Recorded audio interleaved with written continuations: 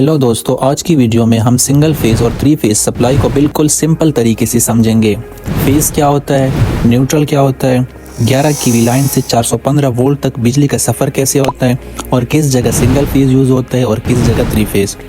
पूरा concept clear हो जाएगा, बस एंड तक देखना। फेज और न्यूट्रल क्या होता है दोस्तों? बिजली के सिस्टम में दो बेसिक वायर होती है, फेज और न्यूट्रल।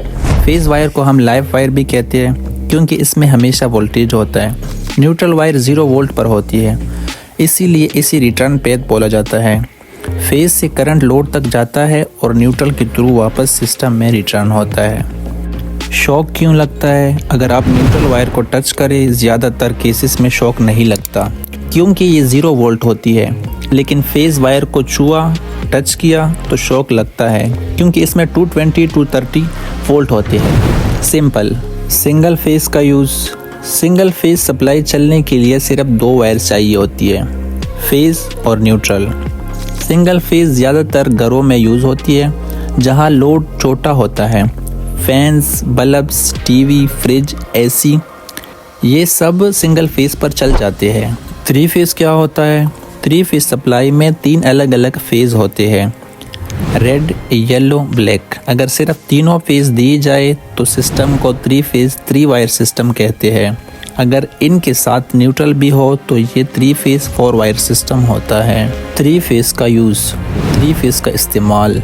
थ्री फेज सप्लाई उन जगहों पर दी जाती है जहां लोड हैवी होता है, मसलन बड़ी शॉप्स, मोटर्स, वर्कशॉप्स, इंडस्ट्रीज़, बड़ा घर, बंगला। मोटर्स 3 फेज पर ज़्यादा स्मूथ और पावरफुल चलती है। डिस्ट्रीब्यूशन नेटवर्क का रियल कॉन्सेप्ट। अब असली गेम समझते हैं। 11 kV की HT लाइन आती है, ये 3 फेज होती है और डेल्टा कनेक्शन पर होती है। ये लाइन ट्रांसफार्मर तक जाती है। ट्रांसफार्मर इस 11 kV को स्टेप डाउन करके 415 वोल्ट तक बनाता है और ट्रांसफार्मर की सेकेंडरी साइड स्टार कनेक्शन होती है, इसी से न्यूट्रल मिलता है। मतलब यहाँ हमारे पास red phase, yellow phase, black phase और एक न्यूट्रल होता है। ये बन गया 3 फेज 4 वायर सिस्टम। घरों को सप्लाई कैसी मिलती है? हर घर को 3 फेज नहीं दिए जाते।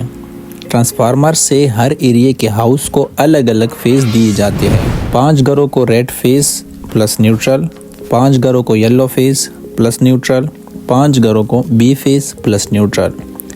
इस तरह लोड बैलेंस होता है और सिंगल फेज सप्लाई ऑटोमेटिकली बन जाती है।